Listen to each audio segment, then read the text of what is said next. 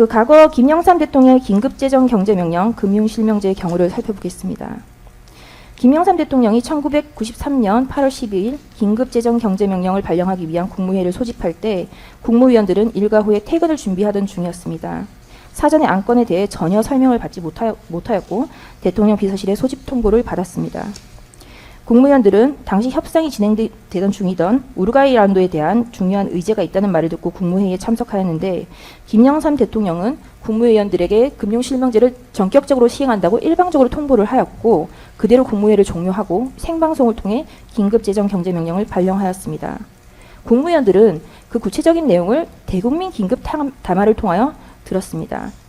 헌법재판소는 대통령의 긴급재정경제명령 발동에 대한 사법심사를 하면서 특별히 국무회의와 관련한 절차적 하자에 대해서는 전혀 문제 삼지 않았습니다. 즉, 국가긴급권의 발령이 검토되는 비상상황에서 절차의 간이와 밀행성의 요청을 인정한 것이라 할 수 있습니다. 당시 한겨레 신문기사를 보겠습니다. 이 신문기사를 보면 6시에 긴급 국무회의 소집 통보가 있기 전까지 국무회의 소집 사실은 물론 내용조차 전혀 감지하지 못하였으며 7시에 긴급 임시 국무회의가 소집되었으며 7시 30분에 발표를 하고 8시를 기해 금융실명제가 전격 실시되었음을 기사로 확인할 수 있습니다. 피고인은 2024년 12월 4일 4시 27분 비상계엄 해제 담화에서 국회의 계엄 해제 의결에 따라 계엄을 해제하고자 하나 새벽인 관계로 아직 국무회의 정족수를 채우지 못하였고 국무위원들이 오는 대로 바로 계엄을 해제하겠다고 하였습니다. 그에 따라 2024년 12월 4일 4시 27분에서 4시 29분 단 2분 동안 비상계엄 해제 국무회의가 있었고 국무위원이 도착하여 성원이 되는 대로 국무회의를 개최하였으며 국방부 장관의 제안 설명에 아무런 발언도 하지 않았다고 회의록은 명확히 기재하고 있습니다. 특검의 논리대로라면 이 비상계엄 해제 국무회의는 국무위원 전원이 도착하기를 기다리지 않고 회의를 개최하고 별다른 심의를 하지 않고 국방부 장관만 발언을 하였으므로 하자 있는 심의가 되어 위법한 국무회의이고 적법한 계엄 해제가 존재하지 아니하는 것으로 지금 현재 계엄 상태여야 합니다. 그렇다면 특검이 이 비상계엄 해제 국무회의 역시 직권남용으로 기소하여야 합니다. 기소하지 아니하는 것 자체가 모순인 것입니다. 특검의 주장이 말이 되지 않으면 명확하고 이 사건 공소제기는 억지식 공소제기로 제기되지 아니함이 명백한 것입니다. 처음에 공소 내용은 이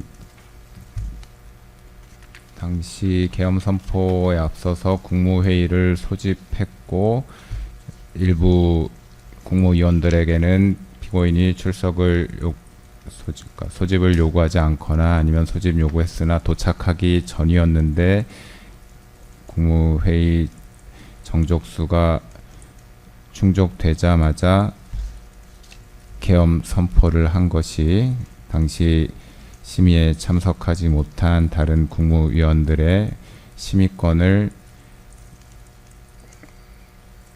침해한 것이다. 예, 이런 취지의 공소사실인 것으로 보입니다.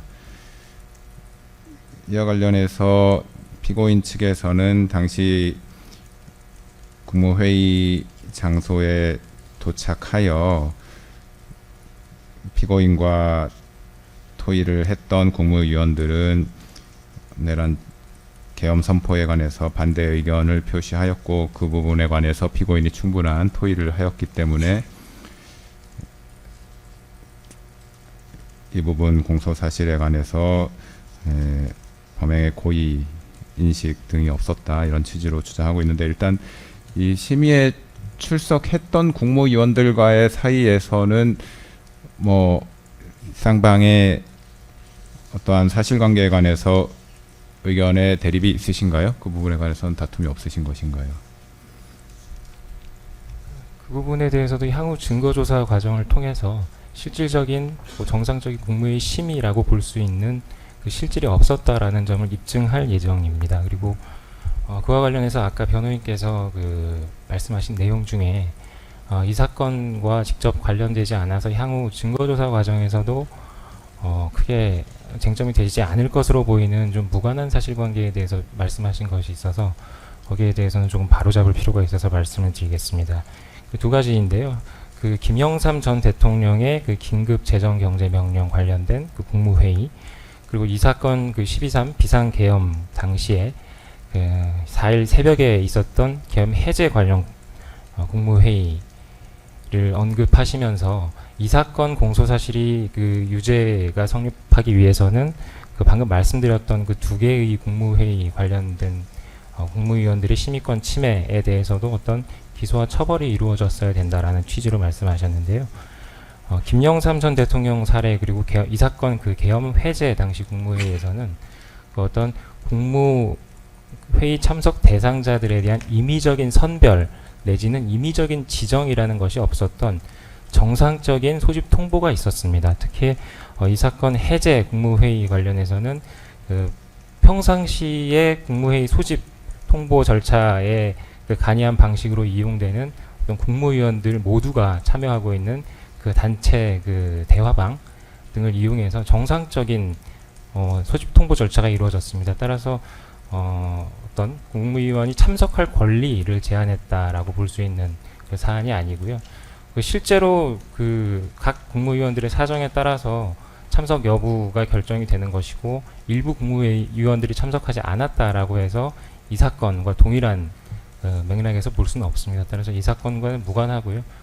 그 점 미리 바로 잡아드리고요. 나머지 국무회의 심의권 침해, 그 직권남용의 고의 관련해서는 이 증거조사를 통해서 저희가 입증할 부분이기 때문에 향후 의견서 제출 그리고 증거조사 과정에서 충분히 주장 입증하도록 하겠습니다. 이상입니다.